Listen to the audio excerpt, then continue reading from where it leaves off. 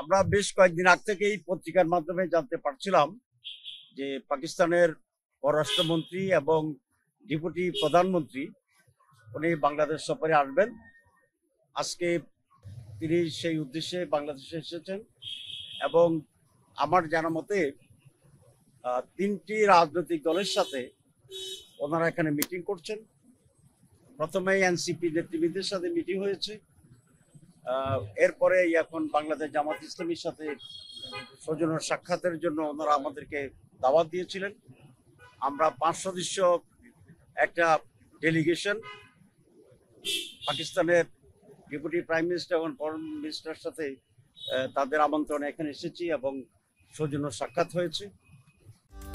সর্বোচ্চ গ্যাস সাশ্রয়, Jamuna gas stove, আধুনিক, নিরাপদ ও দীর্ঘস্থায়ী।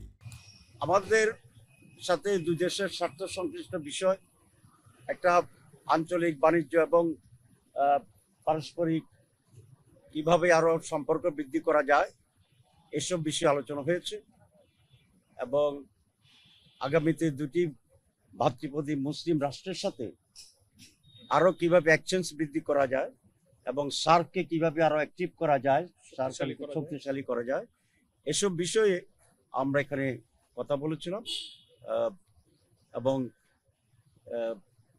খুব সৌজন্য সাক্ষাতের পরে অল্প সময়ে আমরা আমাদের সাক্ষাৎকার শেষ করেছি।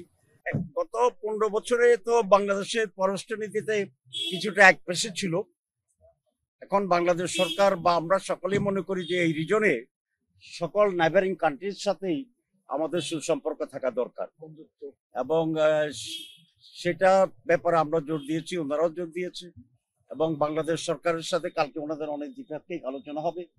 আমরা বলেছি যে সমস্ত আনসেটেলড ইস্যুস আছে সেগুলো যেন খুবই কনজেনিয়াল অ্যাটমসফিয়ারে এটা দ্রুত শেষ করা দরকার এবং আমাদের সমস্ত মুসলিম রাষ্ট্র, যে সমস্ত মুসলিম স্টেট আছে, সকলের সাথে একটা সুসম্পর্কের মাধ্যমে আজকে বিভিন্ন বিশ্বে যে সমস্ত সমস্যা হচ্ছে, বিশেষ করে আমাদের যে ফিলিস্তিনের যে সব সমস্যা হচ্ছে, এসব বিষয়ে যেন ঐক্যবদ্ধ একটা স্ট্যান্ড মুসলমানেরা নেয়, মানবতার পক্ষে, হিউম্যানিটির পক্ষে, সে আলোচনা আমরা করেছি। আমরা কোনো কথাই উঠে এসব বিষয় হচ্ছে যে দুইটি সরকারের আলোচনার বিষয়।